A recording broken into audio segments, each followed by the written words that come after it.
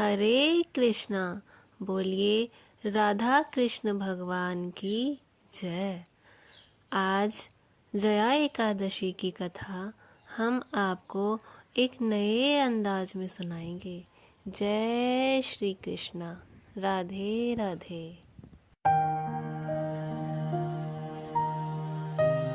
जया एकादशी व्रत कथा। देवराज इंद्र स्वर्ग में राज करते थे और अन्य सब देवगण सुखपूर्वक स्वर्ग में रहते थे। एक समय इंद्र अपनी इच्छानुसार नंदन वन में अप्सराओं के साथ विहार कर रहे थे और गंधर्व गान कर रहे थे।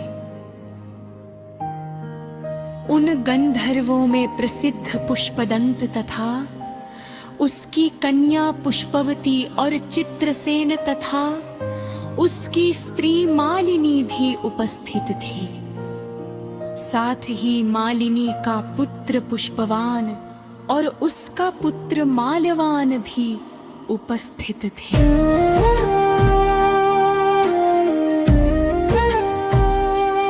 पुष्पवती गंधर्व कन्या माल्यवान को देखकर उस पर मोहित हो गई और माल्यवान पर काम बाण चलाने लगी। उसने अपने रूप लावण्य और हाव भाव से माल्यवान को वश में कर लिया। हे राजन, वह पुष्पवती अत्यंत सुंदर थी। अब वे इंद्र को प्रसन्न करने के लिए गान करने लगे, परंतु परस्पर मोहित हो जाने के कारण उनका चित्त भ्रमित हो गया था। इनके ठीक प्रकार न गाने तथा स्वर ताल ठीक नहीं होने से इंद्र इनके प्रेम को समझ गया और उन्होंने इसमें अपना अपमान समझकर उनको शाप दे दिया। इंद्र ने कहा, है मूर्खों, तुमने मेरी आज्ञा का उल्लंघन किया है, इसलिए तुम्हारा धिक्कार है। अब तुम दोनों स्त्री पुरुष के रूप में मृत्यु लोक में जाकर पिशाच रूप धारण करो और अपने कर्म का फल भोगो। इंद्र का ऐसा शाप सुनकर वे अत्यंत दुखी हुए और हिमालय पर्वत पर दुख पूर्वक अपना जीवन व्यतीत करने लगे। उन्हें गंध, रस तथा स्पर्श आदि का कुछ भी ज्ञान नहीं था। वहां उनको महान दुख मिल रहे थे। उन्हें एक क्षण के लिए भी निद्रा नहीं आती थी। उस जगह अत्यंत शीत था, इससे उनके रोंगटे खड़े रहते और मारे शीत के दांत बजते रहते। एक दिन पिशाच ने अपनी स्त्री से कहा कि पिछले जन्म में हमने ऐसे कौन से पाप किए थे जिससे हमको ये दुखदाई पिशाच योनि प्राप्त हुई।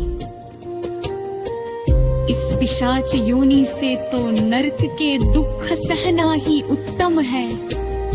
अतः हमें अब किसी प्रकार का पाप नहीं करना चाहिए। इस प्रकार विचार करते हुए वे अपने दिन व्यतीत कर रहे थे। दैवयोग से तभी माघ मास में शुक्ल पक्ष की जया नामक एकादशी आई। उस दिन उन्होंने कुछ भी भोजन नहीं किया एवं अच्छे अच्छे कार्य किए। केवल फल फूल खाकर ही दिन व्यतीत किया और सायंकाल के समय दुखी अवस्था में पीपल के वृक्ष के नीचे बैठ गए। उस समय सूर्य भगवान अस्त हो रहे थे। उस रात को अत्यंत ठंड थी, इस कारण वे दोनों शीत के मारे अति दुखित होकर मृतक के समान आपस में चिपटे हुए पड़े रहे। इस रात्रि को उनको निद्रा भी नहीं आई। जया एकादशी के उपवास और रात्रि के जागरण से दूसरे दिन प्रभात होते ही उनकी पिशाच योनि से उन्हें छुटकारा मिला। अत्यंत सुंदर गंधर्व और पप्सरा की देह धारण कर सुंदर वस्त्राभूषणों से अलंकृत होकर उन्होंने स्वर्गलोक को प्रस्थान किया। उस समय आकाश में देवता उनकी स्तुति करते हुए पुष्प वर्षा करने लगे। स्वर्गलोक में जाकर दोनों ने देवराज इंद्र को प्रणाम किया।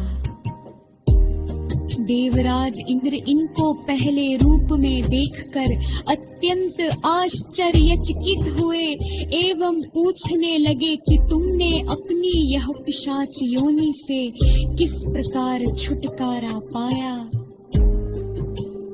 अतः हमें ये सब बतलाइए।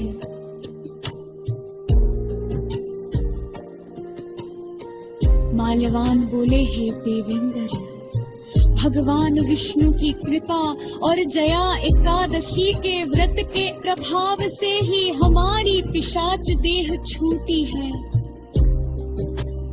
तब इंद्र बोले कि हे माल्यवान, भगवान की कृपा और एकादशी का व्रत करने से न केवल तुम्हारी पिशाच योनि छूट गई, वरन हम लोगों के भी वंदनीय हो गए, क्योंकि विष्णु और शिव के भक्त हम लोगों के वंदनीय हैं। अतः आप धन्य हैं। अब आप पुष्पवती के साथ जाकर विहार करो। श्री कृष्ण कहने लगे कि हे राजन युधिष्ठिर, इस जया एकादशी के व्रत से बुरी योनि से भी मुक्ति मिल जाती है। जिस मनुष्य ने जया एकादशी का व्रत किया है, उसने मानो सब यज्ञ जप दाल आदि कर। जो मनुष्य जया एकादशी का व्रत कर गए हैं, तो मनुष्य ही 1000 वर्ष खुद स्वर्ग में वास करते हैं।